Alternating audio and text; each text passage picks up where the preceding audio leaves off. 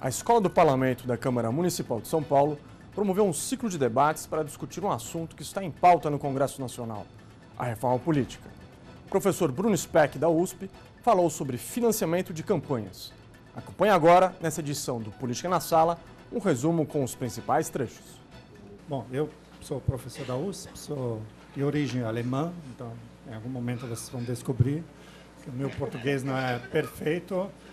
Trabalho há algum tempo sobre o tema do financiamento de campanhas. Eu trabalhei durante alguns anos pela Transparência Internacional, que é uma organização de combate à corrupção, onde eu comparei basicamente legislações em vários países do mundo a respeito do financiamento de campanhas de partidos políticos. E agora eu era professor da Unicamp, agora sou professor da USP e trabalho sobre os fluxos financeiros, quer dizer, sobre os dados, quem recebe quanto e quais são as consequências desses recursos de doação e de como os candidatos aplicam esses recursos nas suas campanhas.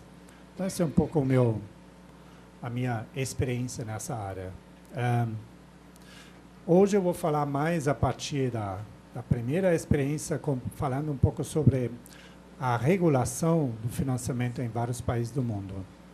Quase sempre, quando eu dou uma entrevista sobre o tema do financiamento, uma das primeiras perguntas é qual seria o melhor sistema de financiamento, já que eu supostamente tenho experiência com vários países. Eu acho que essa pergunta é errada. A pergunta não é qual seria o melhor sistema de financiamento, porque nenhum país começa a legislar do zero, né? Todos os países têm algum tipo de financiamento em vigor. Alguma prática de financiar partidos e campanhas. Quem tipicamente se engaja no financiamento da política, das campanhas, das organizações partidárias, quem bota dinheiro nas campanhas, como os candidatos gastam, como os partidos gastam. Então, alguma prática está em vigor. E, tipicamente, também todos os países têm algum tipo de regulação em vigor, né? Hoje tem poucos países que não têm nenhuma regra, onde tudo vale, né? Então, todos os países têm algum tipo de regra em vigor. Então, acho que a primeira tarefa, quando a gente pensa em melhorar, é conhecer detalhadamente o que está em vigor.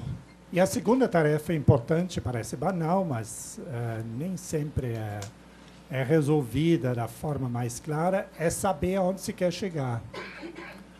Então, é muito importante que o legislador, quando ele desenha uma nova forma, quando ele reforma uma legislação em vigor, que ele saiba quais objetivos ele quer alcançar, atingir, né?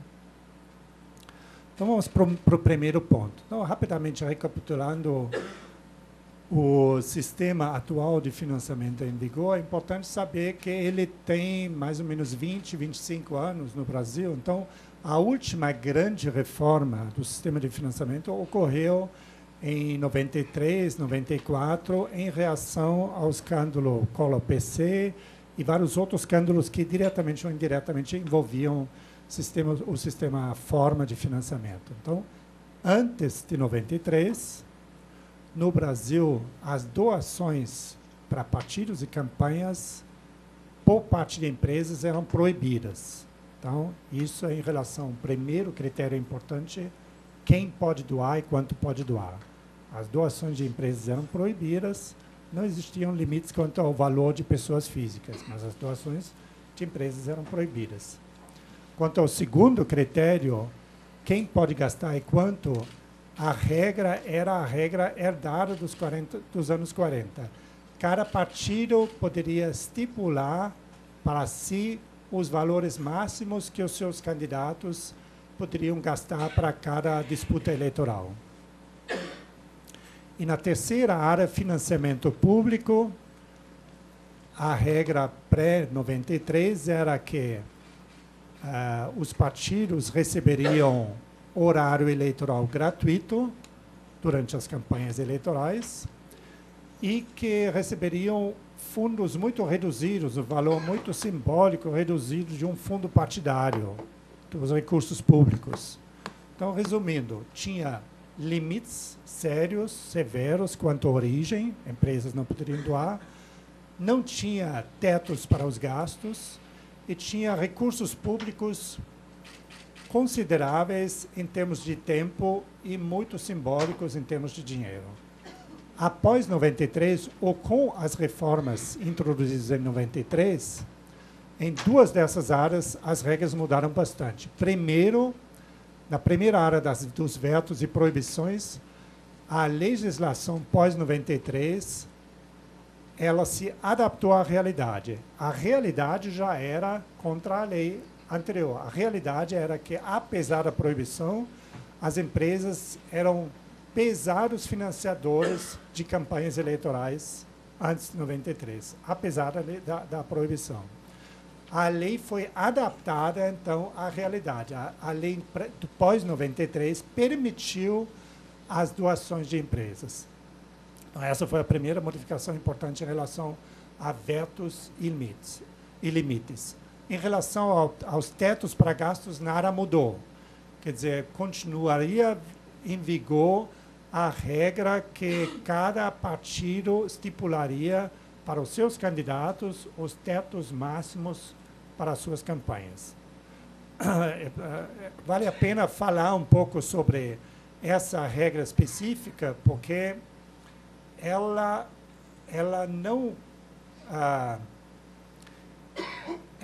iguala os candidatos, ela não estabelece tetos iguais para todos os candidatos. O partido X poderia dizer: os meus candidatos não vão gastar mais do que 1 milhão para candidatar-se a deputado federal em São Paulo, e o partido Y poderia dizer: os meus candidatos não vão gastar mais do que 10 milhões. Então, isso, só para ilustrar, isso, na verdade, não é um teto no sentido da legislação em outros países, onde o teto vale para todo mundo, né? Podemos comparar isso com uma regra de trânsito onde cada motorista coloca no seu carro o limite de velocidade que ele estipula para si, né? Então, isso não é um teto, só para ilustrar que o teto atual de campanha em vigor no Brasil não satisfaz, digamos, o espírito da palavra, que o teto seja o mesmo para todos os participantes da campanha. Então, em relação a esse segundo critério, tetos iguais para os gastos de campanha, o sistema brasileiro não implementou, como já não vinha implementando antes, não implementou um teto igual para todos os competidores. Em relação ao terceiro critério, os recursos públicos, esses foram significativamente incrementados. Já existia o horário eleitoral gratuito antes e, adicionalmente ao horário eleitoral gratuito, o legislador introduziria ainda um fundo partidário. Só para vocês terem uma ideia, o horário eleitoral gratuito atualmente são mais ou menos 1 hora por dia na fase mais quente da campanha, nos últimos 40 dias. Esse é um horário extremamente generoso se comparado com outros países, né? Outros países alocam 10 minutos, 15 minutos. No Brasil é extremamente generoso. Por outro lado, ele proíbe a compra de espaço publicitário adicional.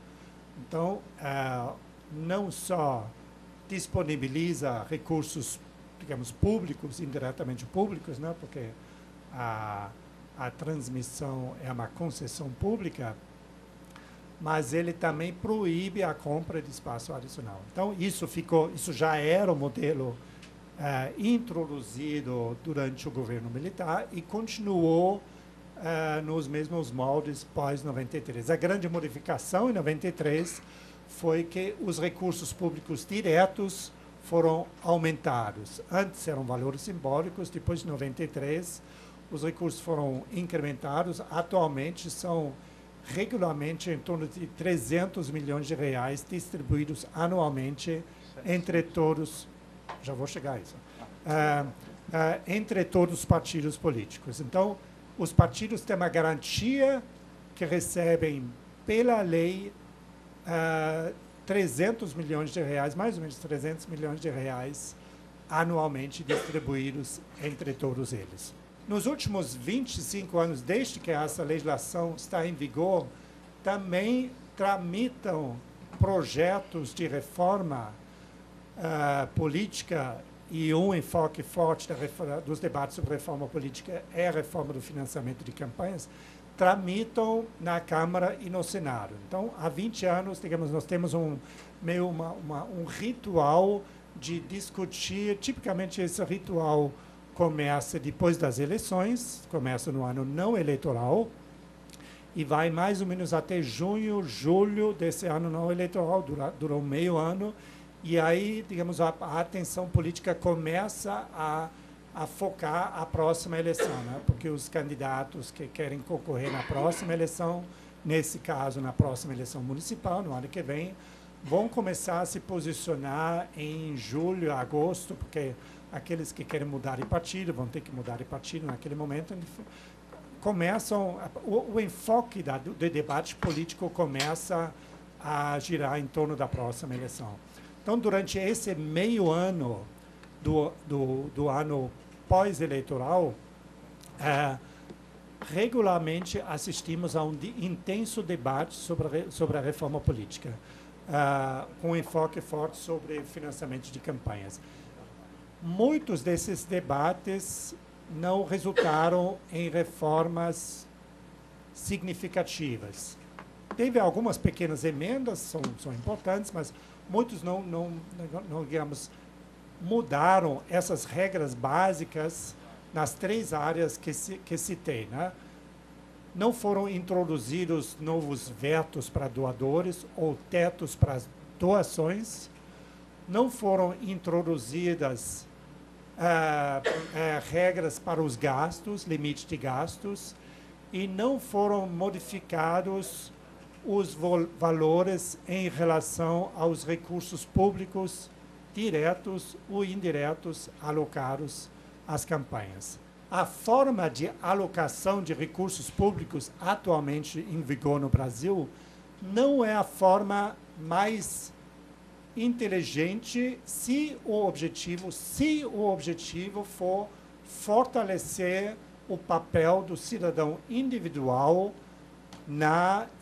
no financiamento de campanhas, né? Se o legislador visa tornar as campanhas mais equilibradas, ele precisa estabelecer tetos iguais para todos os candidatos disputando o mesmo cargo. E espero que o legislador tenha isso em mente nos próximos passos que falta ainda para dar nessa atual reforma, porque ela passa atualmente pela parte constitucional, mas nós temos toda uma parte infraconstitucional na legislação eleitoral financeira que deve ser votada ainda. E, tipicamente, os países botam essas questões, como distribuir recursos públicos, ou como estabelecer tetos e vetos para gastos, bota essas regras na parte infraconstitucional, quer dizer, na legislação eleitoral e na legislação financeira. Às vezes, eu tenho a impressão que o processo de reformas e o debate sobre as reformas políticas e sobre a regulação de financiamento no Brasil giram mais em torno da questão das técnicas de reforma, que eu acho que é uma questão menor, e menos em torno da questão dos objetivos da reforma, né? Sem entrar agora em mais detalhe, o que eu quero dizer é que, mesmo nos países onde houve uma forte tentativa de brecar, de anular a influência do poder econômico sobre o processo eleitoral, em muitos deles houve, de algumas formas indiretas, não caixa 2, mas outras formas indiretas de legalmente fazer valer o poder, digamos, das grandes fortunas ou das empresas. Então, em relação então, esse é um aspecto em relação ao financiamento privado. empresarial. Um outro aspecto mais específico para o caso brasileiro, que eu não vi em outros países, é o grau de influência de doadores individuais sobre candidatos ou eleitos individuais. Então, em muitos países você tem doações de empresas, mas eu não vi nenhum país onde um único doador fosse responsável por 30%, 40%, às vezes mais de 50%, são poucos os casos, mas há casos de um único doador empresarial ser responsável por mais da metade dos recursos que um parlamentar arrecada. Então, eu não diabolizaria todo tipo de financiamento empresarial, mas a forma exacerbada como, primeiro, pouquíssimos doadores, um grupo, digamos, de 2 dúzias de doadores empresariais no Brasil é responsável por, não sei agora o número, mas são 30%, 40% dos recursos totais, né? Não são os empresários que financiam as campanhas eleitorais no Brasil.